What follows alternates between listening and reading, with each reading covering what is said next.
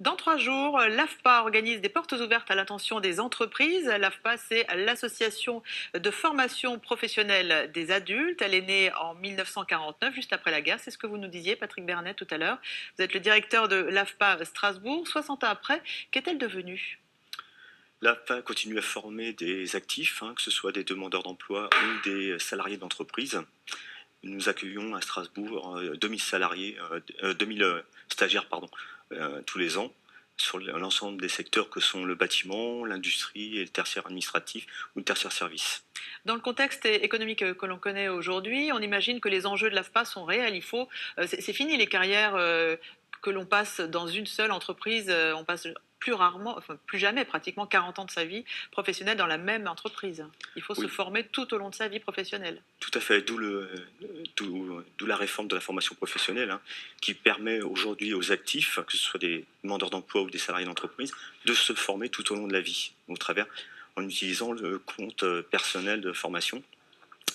Et l'offre de formation AFA a donc été construite pour répondre à ces nouveaux besoins d'accompagner les actifs tout au long de leur carrière. Voilà, donc c'était un véritable accompagnement. On a eu quelques témoignages sur notre page Facebook de personnes qui sont passées par l'AFPA. J'ai noté par exemple Yolande qui a fait un bilan de compétences à l'AFPA de Strasbourg et qui le recommande tout à fait chaudement. Et puis Christophe, lui, est en train de suivre une formation horlogerie à Belfort. Qui peut venir exactement se former à l'AFPA? Ce sont des salariés, des gens en recherche d'emploi. Qui est-ce qui peut venir vous voir? Toutes les personnes qui ont un besoin de formation, soit pour suivre une formation, pour réintégrer un emploi, pour acquérir de nouvelles compétences dans le cadre des salariés, ou dans le cadre de reconversion professionnelle, une personne qui a eu un accident et qui ne peut plus travailler dans le secteur d'activité dans lequel il était. C'est toutes les personnes qui ont un besoin pour se réinsérer ou progresser dans leur emploi. Voilà. Et vous formez jusqu'à quel niveau? CAP, BTS, Alors, ça va jusqu'où? à l'AFPA, c'est plutôt historiquement des niveaux 5, c'est-à-dire CAP, BEP. On va jusqu'au niveau 2 sur une formation plutôt dans l'informatique, qui est plutôt Bac plus 4. Mais globalement, le gros de nos formations sont plutôt de niveau 5 et 4. Plutôt de niveau 5 et 4. Autant d'hommes que de femmes en ce moment dans les Ouais, salles de cours? un peu plus d'hommes, on essaye d'inverser la tendance. Mais ça dépend vraiment des métiers. Les métiers du bâtiment attirent plus les hommes, les métiers du tertiaire plus les femmes. On ne change pas la règle. Quand on est salarié et qu'on voudrait suivre une formation AFPA, j'imagine qu'il faut avertir son employeur, il faut l'informer. Quel est le processus? Tout à fait. Donc un salarié d'entreprise, au travers de sa rémunération mensuelle, il cotise un Un fonds de congé formation, un congé. individuel de Voilà, formation? tout à fait. Il peut demander, en fonction de son projet professionnel, projet personnel, de demander à suivre une formation.